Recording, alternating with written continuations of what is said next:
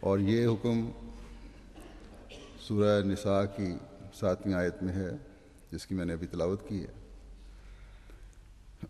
اس کے آخر میں بھی خدا تعالیٰ نے اپنے حسیب ہونے کے حوالے سے تنبیہ فرمائی ہے کہ اگر اس حکم کو نہیں بجا لاؤ گے تو خدا تعالیٰ کے سامنے جواب دہ ہوگے۔ اس آیت کا ترجمہ یہ ہے کہ اور یتیموں کو آزماتے رہو یہاں تک کہ وہ نکاح کی عمر کو پہنچ جائیں، بس اگر تم ان میں عقل کے آثار محسوس کرو تو ان کے اموال ان کو واپس کر دو، اور اس ڈر سے اسراف اور تیزی کے ساتھ ان کو نہ کھاؤ کہ کہیں وہ بڑے نہ ہو جائیں۔ اور جو امیر ہو تو چاہیے کہ وہ ان کا مال کھانے سے کلیتاً احتراز کرے، ہاں جو غریب ہو تو وہ مناسب طور پر کھائے۔ پھر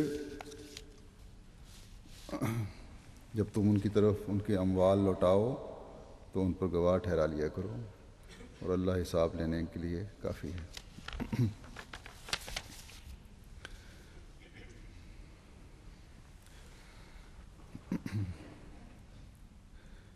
یہ یتیموں کے لیے کے بارے میں بعض احکامات ہیں کہ ان سے کس طرح کا سلوک کرنا ہے۔ اللہ تعالیٰ نے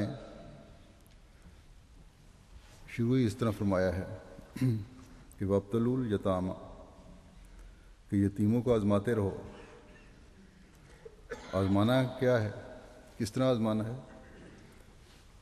اس مطلب یہ ہے کہ تمہارے سپرد جو کیے گئے ہیں یتیم، ان کی تعلیم و تربیت کا خیال رکھو، انہیں لاوارث سمجھ کر ان کی تربیت سے غافل نہ ہو جاؤ، ان کی تعلیم سے غافل نہ ہو جاؤ، بلکہ انہیں اچھی تعلیم و تربیت مہیا کرو۔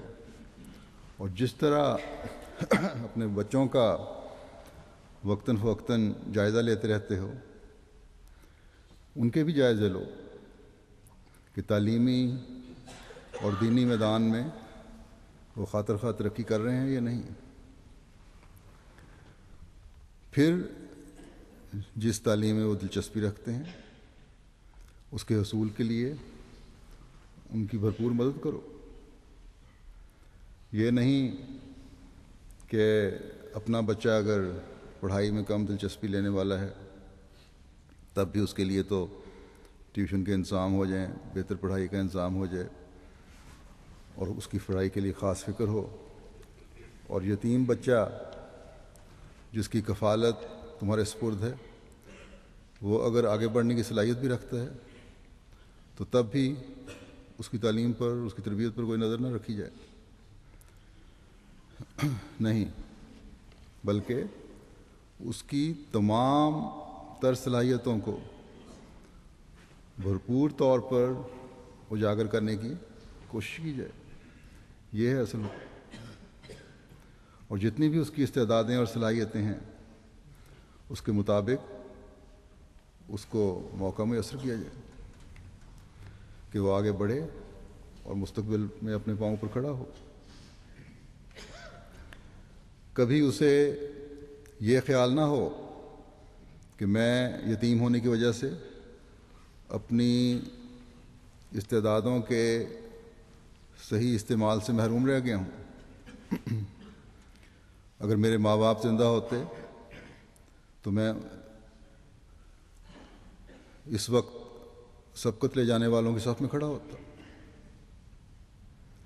بس چاہے کوئی انفرادی طور پر کسی یتیم کا نگران ہے یا جماعت کسی یتیم کی نگرانی کر رہی ہے،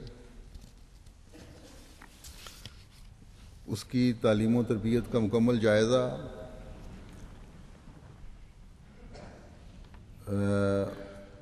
اور اس کی دوسرے معاملات میں تمام تر نگرانی کی ذمہ داری ان نگرانوں پر ہے۔ اور پھر یہ جائزہ اس وقت تک رہے جب تک کہ وہ نکاح کی عمر تک نہ پہنچ جائے، یعنی ایک بالغ ہونے کی عمر تک نہ پہنچ جائے۔ ایک بالغ پھر اپنے اچھے اور برے کی تمیز کر سکتا ہے۔ اگر بچپن کی اچھی تربیت ہوگی تو اس عمر میں وہ معاشرے کا ایک بہترین حصہ بن سکتا ہے۔ لیکن یہاں بھی دیکھیں پھر کتنی گہرائی سے ایک اور سوال کی طرف توجہ دلائی گئی کہ صرف بالغ ہونا کسی کو اس قابل نہیں بنا دیتا کہ اگر اس کے ماں باپ نے کوئی جائیداد چھوڑی ہے تو اس کو صحیح طور پر سنبھال بھی سکے۔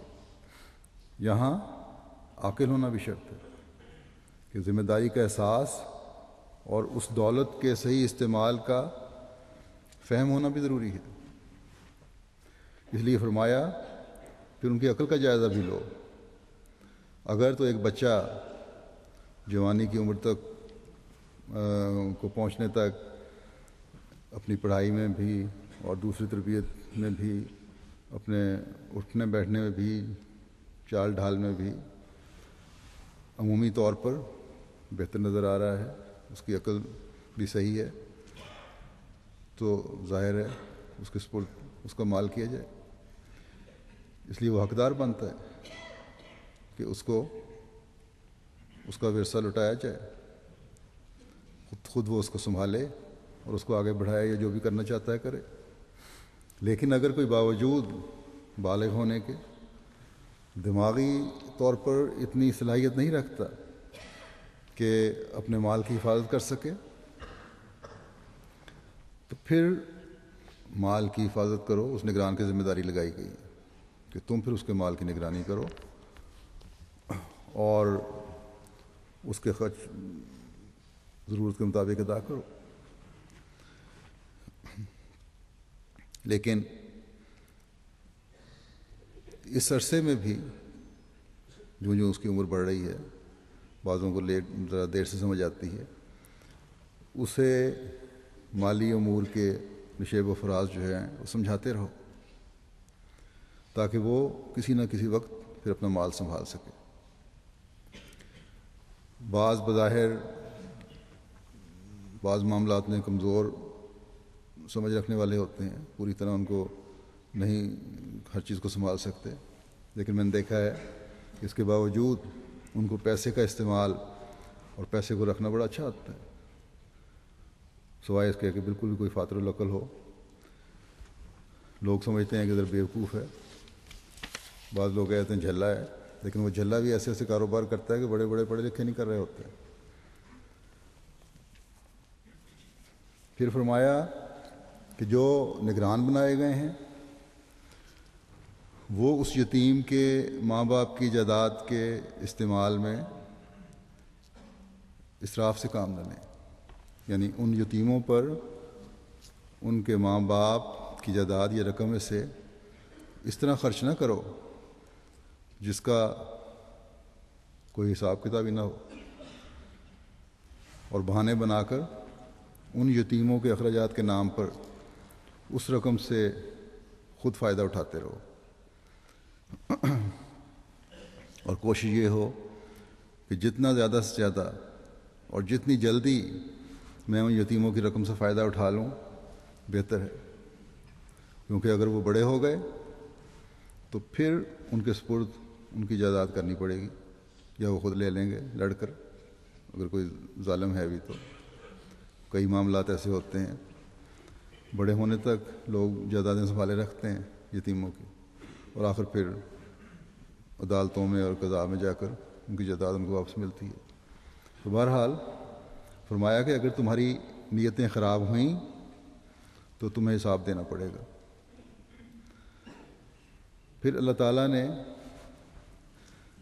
کسی بدنیت یا ظالم کے ظلم کو روکنے کے لیے مزید پابندی لگا دی کہ جو امیر ہے اور یتیم کو پالنے کا خرچ برداشت کر سکتا ہے، اس کی خوراک، لباس، تعلیم، تربیت کے لیے اچھا انتظام کر سکتا ہے، اس کے لیے یہی لازمی ہے کہ وہ یتیم کی جائیداد میں سے کچھ خرچ نہ لے، بلکہ اپنے پاس سے، اپنی جیب سے خرچ کرے۔ یستعفف کا مطلب یہ ہے کہ کبھی دل میں یہ خیال بھی آئے کہ کچھ خرچ کر لوں، تب بھی اس خیال کو جھٹکے اور کوشش کر کے اپنے آپ کو ایسی حرکت اور ظلم سے بچائے۔